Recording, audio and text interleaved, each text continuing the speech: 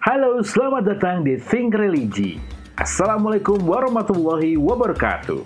Kali ini Think Religi akan ngebahas tentang sejarah kelahiran Nabi Muhammad, kisah Abraha, dan tahun gajah. Tapi sebelum mulai, jangan lupa untuk like, comment, subscribe, dan juga share ya. Yuk kita dukung channel ini, semoga bisa berkembang dengan lebih baik. Amin. Oke lah, yuk kita mulai dengan sejarah kelahiran Nabi Muhammad SAW, kisah Abraha, dan tahun gajah.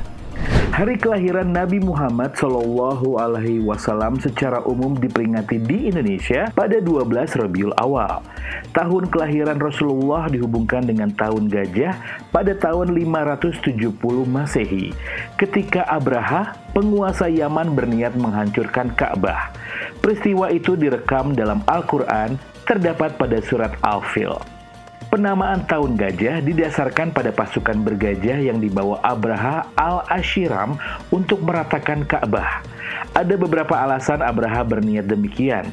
Ia membangun gereja megah yang akan diberi nama Al-Qalis dengan harapan dapat menjadi tempat ibadah haji terbesar di seluruh Arab, menyaingi Mekah. Martin Lings dalam Muhammad Kisah Hidup Nabi berdasarkan sumber klasik menuliskan hal ini mengundang kemarahan suku yang tersebar di Hijaz dan juga Najd. Seseorang dari suku Kinanah yang punya hubungan nasab dengan Quraisy meruntuhkan gereja tersebut. Abraha geram dan bersumpah akan meratakan Ka'bah. Muhammad Hussein Haikal dalam buku Sejarah Hidup Muhammad menyebutkan Abraha yang sudah menghiasi rumah sucinya sedemikian rupa berhadapan dengan kenyataan. Orang-orang Arab hanya berniat ziarah ke Mekah. Mereka menganggap ziarah tidak akan sah jika tidak ke Ka'bah. Abraha kemudian mengambil keputusan untuk menyerang Mekah. Dia sendiri tampil paling depan di atas seekor gajah besar. Suku-suku Quraisy yang ketika saat itu de facto dipimpin oleh Abdullah Muthalib tidak melakukan perlawanan. Mereka bukan lawan seimbang untuk bala tentara Abraha. Di sisi lain, Abraha melalui utusannya menekankan bahwa dirinya tidak ingin berperang.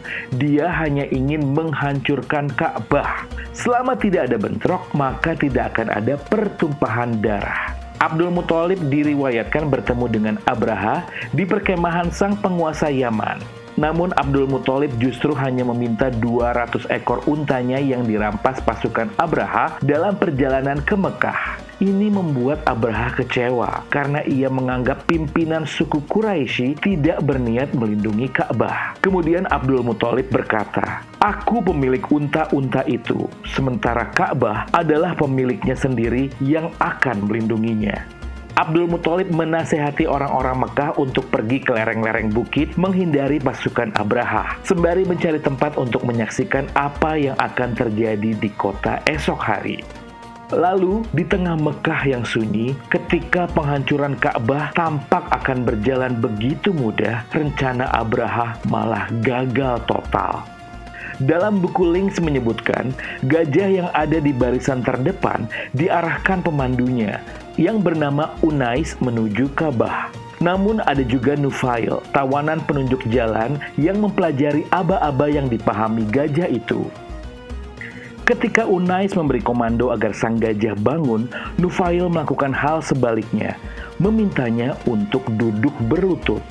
Pasukan Abraha melakukan segala cara agar gajah itu bangun, termasuk dengan memukul kepalanya dengan besi. Tapi sang gajah tidak bergeming. Abraha dan pasukannya tidak mungkin bergerak jauh lagi.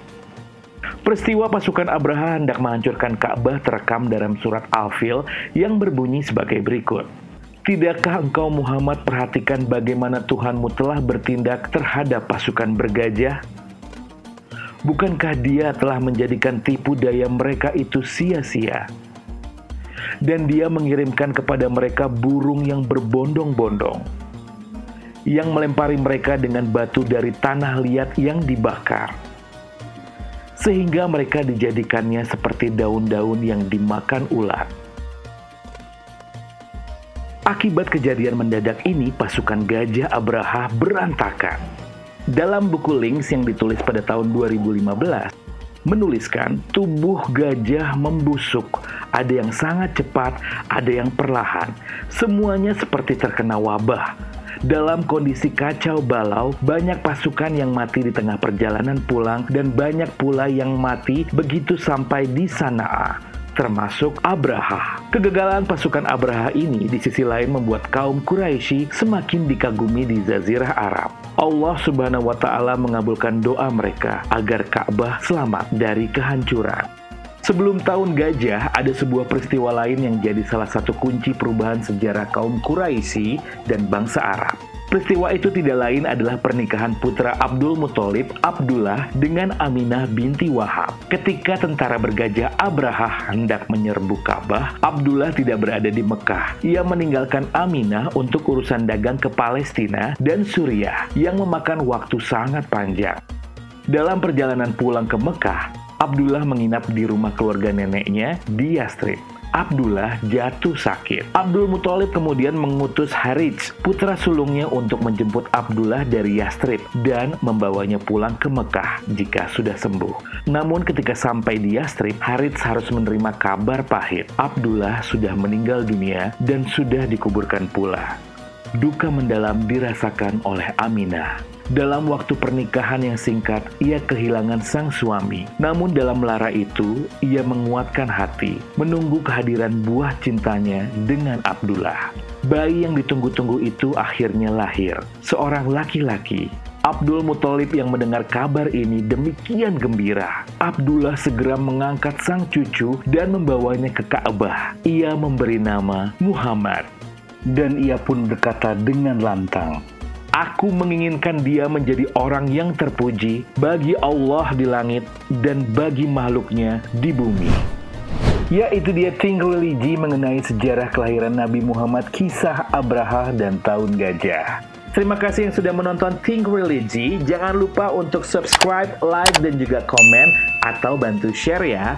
Yuk kita dukung channel ini supaya berkembang dengan lebih baik. Amin.